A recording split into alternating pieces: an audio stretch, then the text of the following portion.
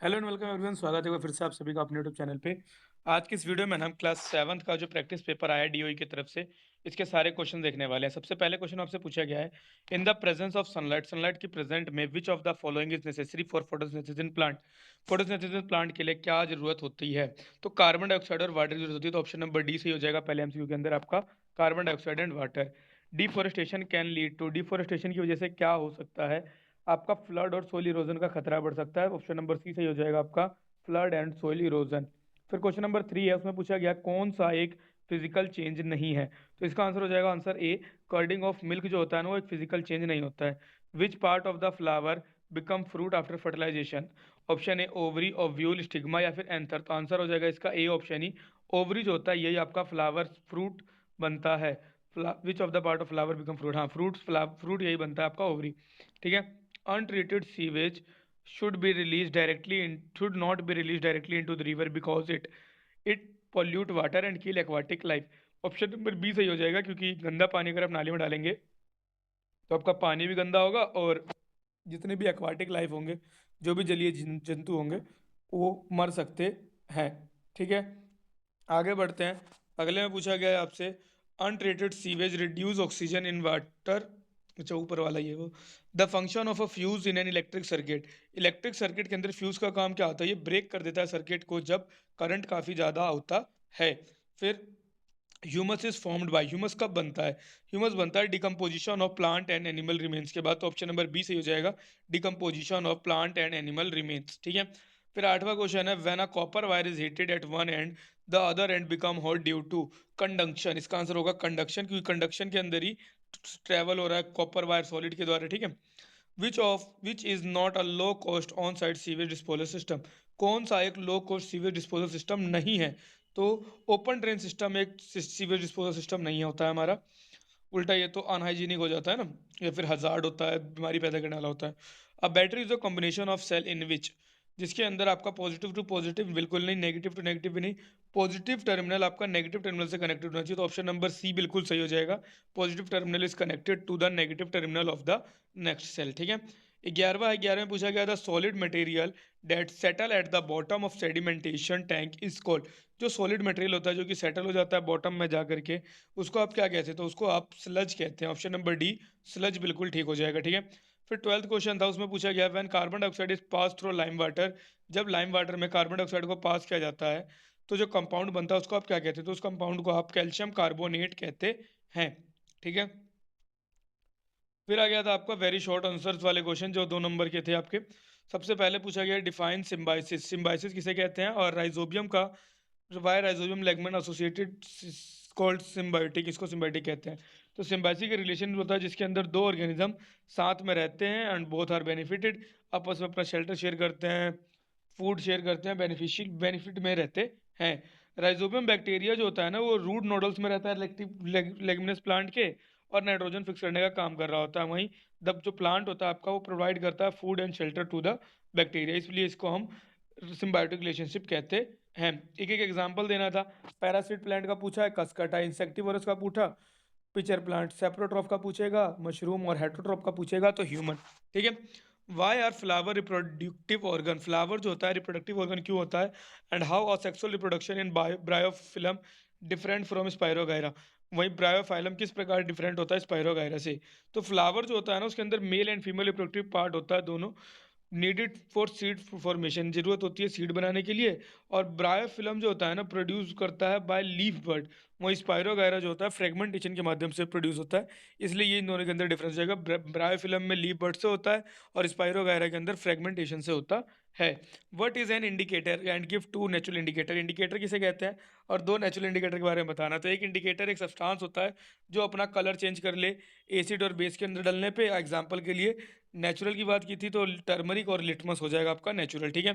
फिर how does phenolphthalein identify acid and base, phenolphthalein किस प्रकार आइडेंटिफाई करता है एसिड और बेस को? तो ये एसिड के अंदर कलरलेस रहता है और बेस के अंदर ये पिंक कलर का हो जाता है। एसिड के अंदर कलरलेस और बेस के अंदर ये पिंक कलर का हो जाता है। What is uniform motion, calculate time to cover 120 kilometre at 45 kilometre per hour. Uniform motion किसे कहते हैं? और अगर डिस्टेंस दे दिया आपको 120 किलोमीटर, स्पीड दे रखी है आपको 45 किलोमीटर पर आवर, तो टाइम आपको बताना है। तो स्पीड बराबर होता है डिस्टेंस अपॉन टाइम, आपको टाइम बताना है, तो टाइम बराबर में हो जाएगा आपका डिस्टेंस अपॉन स्पीड। तो 120 डिवाइडेड में 45 जाएगा, 2.66 आवर आएगा, जो आंसर हो जाएगा आपका 2 आवर 40 मिनट। ठीक है, आगे बढ़ते हैं। Give reason, digestive juice are secreted into food vacuole in amoeba. Digestive juice जो होता है वो फूड वैक्यूल अमीबा में सिक्रेट होता है। तो अमीबा के पास कोई अपना पेट नहीं होता, इसलिए डाइजेशन फूड वैक्यूल के अंदर ही हो रहा होता है। विलाई जो होता है ये प्रेजेंट होता है स्मॉल इंटेस्टाइन में, लेकिन स्टमक में नहीं। विलाई जो होता है इंक्रीज करता है सरफेस एरिया फॉर एब्जॉर्प्शन, और जो कि एब्जॉर्प्शन का प्रोसेस ही आपके स्मॉल इंटेस्टाइन में होता है, इसलिए स्मॉल इंटेस्टाइन में ही पाया जाता है। फिर villi are present in small हो गया ये। Stomach lining are protected from hydrochloric acid. Stomach lining जो होता है आपका बचा रहता है हाइड्रोक्लोरिक एसिड से, क्योंकि म्यूकस नाम का एक लेयर होता है जो प्रोटेक्ट कर रहा था आपके स्टमक की लाइनिंग को एसिड से। ठीक है, फिर अगला क्वेश्चन था इसी के और में, why are cows and deer called ruminant. Cows और डियर को रूमिनेंट क्यों कहते हैं? Why can they digest cellulose, और वो किस लिए सेलुलोज को डाइजेस्ट कर सकते हैं? They chew cud and have a human, ruminant have bacteria that digest cellulose, human do not. ये बहुत छोटा आंसर, आपको थोड़ा बड़ा लिखना होगा इसके लिए आंसर में। आपको बताना होगा इनको रूमिनेंट इसलिए कहते हैं क्योंकि ये कर्ड को चबाते हैं एंड उनके पास र्यूमन होता है, इसलिए उनको रूमिनेंट कहा जाता है। और ये डाइजेस्ट सेलुलोज को इसलिए कर पाते हैं क्योंकि रूमिनेंट के अंदर ही वो बैक्टीरिया पाया जाता है जो सेलुलोज को डाइजेशन में मदद करता है, और ह्यूमन के अंदर ऐसा नहीं होता है। कंपेयर करने के लिए बोला आपको linear, circular and oscillatory motion को। तो लीनियर मोशन जो होता है वो स्ट्रेट लाइन में होता है। एग्जांपल के लिए कार रोड पे चलती है तो स्ट्रेट लाइन में चलती है, वो आपका लीनियर मोशन है। सर्कुलर मोशन जो होता है वो एक सर्कुलर पाथ के अलोंग मोशन हो रहा होता है। एग्जांपल के लिए पंखे की पत्तियां, जब आपकी पंखा चलता है आपकी, तो पत्तियां उसकी गोल गोल घूम रही होती है, सर्कुलर मोशन है। ऑसिलेटरी मोशन जो होता है वो टू एंड फ्रो मोशन होता है, मतलब आगे पीछे लगातार होने वाला मोशन, जिसके लिए एग्जाम्पल हो जाएगा आपका पेंडुलम। ठीक है, पेंडुलम के अंदर ऑसिलेटरी मोशन होता है। फिर explain conduction, convection and radiation with example. तो कंडक्शन होता है heat transfer in solid, solid के माध्यम से ट्रांसफर हो रहा है तो आपका कंडक्शन है। कन्वेक्शन की बात करें तो लिक्विड या गैसेस के माध्यम से हो रहा है तो कन्वेक्शन है। और रेडिएशन के अंदर कोई मीडियम नहीं लगता, बिना मीडियम के हो रहा है तो वो आपका रेडिएशन कहलाएगा। ठीक है, फिर है why can a laboratory thermometer measure hot coffee but not a clinical thermometer.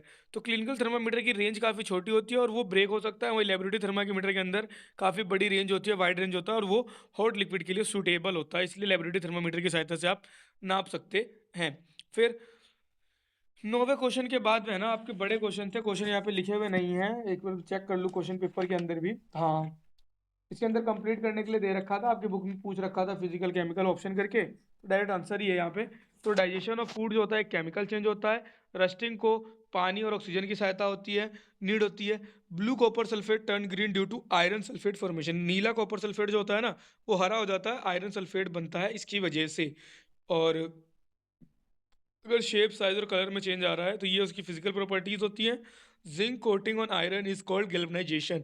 Iron के ऊपर जिंक की परत चढ़ाना गैल्वेनाइजेशन कहलाता है। ब्लड के अंदर पाया जाने वाला लिक्विड पार्ट जो होता है उसको प्लाज्मा कहते हैं। Carry food in plant, phloem का काम होता है फूड कैरी करना। यूरिन कौन रिलीज करता है? तो यूरेथ्रा रिलीज करता है। And connect arteries and veins, arteries और वेन्स को कनेक्ट कौन कर रहा है? कैपिलरीज कनेक्ट करने का काम करती है। Loss of water in plant, पानी का जो लॉज होता है पौधों में वो किस वजह से होता है? वो हो रहा होता है आपका ट्रांसपीरेशन की वजह से। ठीक है, फिर 11वां का पहला पार्ट में पूछा गया है differentiate real and virtual image and name the phenomena. Real और वर्चुअल इमेज के अंदर डिफरेंस बताइए और फिनोमिना को भी समझाइए। तो रियल इमेज जो होता है इसको आप स्क्रीन पर उतार सकते हैं और ये इन्वर्टेड होता है, वहीं वर्चुअल इमेज जो होता है इसको आप स्क्रीन पर नहीं उतार सकते हैं और ये आपका इरेक्ट होता है। आमतौर पर जो प्लेन मिरर में बनती है ना वो हमारी इरेक्ट इमेज और वो वर्चुअल इमेज होती है। ठीक है, फिनोमिना की अगर आप बात करते हैं तो फिनोमिना जो होता है वो होता है reflection of light, image is same size and laterally inverted. True property of image formed by plane mirror.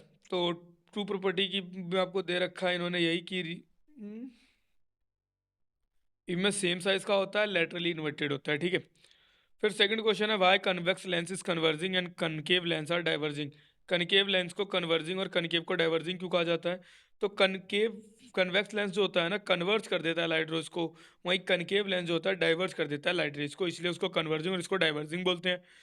To uses of concave mirror, तो डेंटिस्ट या फिर हेडलाइट्स के वहाँ पे आपका कनकेव मिरर यूज किया जाता है। ठीक है, फिर केस बेस्ड वाला क्वेश्चन है। 12वें क्वेश्चन को अगर पहला पार्ट अगर आप पढ़े तो उसमें दे रखा है name the chemical reaction during the waste water treatment.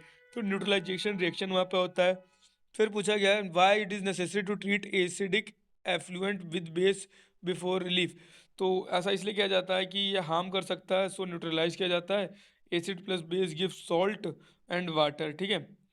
General equation भी बना करके दे दिया और फिर आपसे पूछा explain why doctor prescribe antacid tablet when से परेशान हो तो डॉक्टर आपको एंटा एसिड लेने की सलाह क्यों देता है। एंटा एसिड जो होता है न्यूट्रलाइज कर देता है एक्सेस स्टमक जो हमारे एक्सेड एसिड जो हमारे स्टमक में होता है उसको। ठीक है, 4 क्वेश्चन, चारों के आंसर। 13th क्वेश्चन देखते हैं। 13th में भी आपके 4 क्वेश्चन है, 1 2 3 4 5 दिख रहे हैं यहाँ पर आपको। तो देखते हैं इसके अंदर पहला क्वेश्चन ये what is the rule off switch. तो स्विच ओपन और क्लोज करता है सर्किट को। What would happen if the filament in the bulb was broken? अगर फिलामेंट टूट जाए तो क्या होगा। तो broken filament stop current flow रुक जाएगा। Which effect of electric current is responsible for heater wire glowing? And name two factor। यहाँ दो पार्ट बन गए। तो heating effect cause glow, heating effect की वजह से वो चमकता है। और हीट डिपेंड जो करता है ना आपका, वो डिपेंड करता है length and thickness of wire. क्या लेंथ और क्या थिकनेस ऑफ वायर है उसके ऊपर आपकी हीट डिपेंड करती है। लास्ट पार्ट है describe any two application of magnetic effect of current. Magnetic effect of current के दो आपको एप्लीकेशन बताने हैं। तो इलेक्ट्रोमैग्नेट जो होते हैं एंड इलेक्ट्रिक बेल, इनके अंदर मैग्नेटिक इफेक्ट का इस्तेमाल होता है। फिर आखिरी दो क्वेश्चन है आपके पास 14 में पहले पूछा गया why did Yogesh start breathing heavily after the race. Race के बाद क्यों। तो heavy breathing supply extra oxygen, और एक्स्ट्रा ऑक्सीजन अगर आपके अंदर जाएगा तो ब्रेक डाउन करेगा और एनर्जी रिलीज करेगा, इसलिए वो भागने के बाद काफ़ी तेजी में सांस लेने लग जाता है, फिर स्टार्ट कर देता है breathing heavily. Which type of respiration occurred in Yogesh leg muscle during race. किस प्रकार का रेस्पिरेशन योगेश के पैर के मसल्स में हो रहा होगा रेस के दौरान। एनारोबिक रेस्पिरेशन उसके पैरों में हो रहा होगा। ठीक है, एनारोबिक रेस्पिरेशन के बाद अगला क्वेश्चन है, उसमें पूछा गया है आइदर सी और डी वाले में name the substance responsible for muscle cramp and why does the substance form during intense exercise. तो जो सब्सटेंस प्रोड्यूस होता है उसको बोलते हैं आप लैक्टिक एसिड, उससे क्रैम्प होता है। And explain why certain organism such as yeast are able to survive in absence of oxygen. ये एनारोबिक रेस्पिरेशन के माध्यम से वहां पे सर्वाइव कर पा रहे होते हैं। फिर लास्ट 15वां क्वेश्चन है। 15वें क्वेश्चन में आपसे पूछा गया what is the role of anaerobic bacteria in waste water treatment plant. तो एनारोबिक बैक्टीरिया जो होता है डाइजेस्ट कर लेता है स्लज को। सेकंड पार्ट में पूछा गया write any two by product of waste water treatment. तो बायोगैस एंड मैन्युअर प्रोडक्ट बनते हैं। Explain why awareness among people is important for effective treatment of waste water. Public awareness अगर रहेगी ना तो इससे सीवर डैमेज होने का खतरा बचा रहेगा, इसलिए इंपॉर्टेंट होता है। दो मेजर बताने हैं आपको प्रिवेंट वाटर पोल्यूशन के। तो ये हो जाएगा avoid dumping waste and chemical in the water. कूड़ा और केमिकल पानी में फेंकने से हमें बचना चाहिए। ये थोड़े छोटे छोटे आंसर्स मैंने बता दिए, बाकी आपको पेपर के अंदर जो सोल्यूशन लिखने हैं ना वो थोड़ा डीप में लिखने की कोशिश कीजिएगा, थोड़ा और एक्सपेंड करके। बाकी उम्मीद करता हूँ आपको वीडियो अच्छी लगी हो। अब अगला पेपर कौन सा सॉल्व करवाना है या फिर आपको किस चैप्टर वगैरह में कोई भी डाउट हो तो पूछ लीजिए। पेपर से पहले आपकी जितनी सहायता हो पाएगी सारी सहायता करने की पूरी कोशिश की जाएगी हमारी तरफ से। धन्यवाद, मिलते हैं अगली वीडियो में।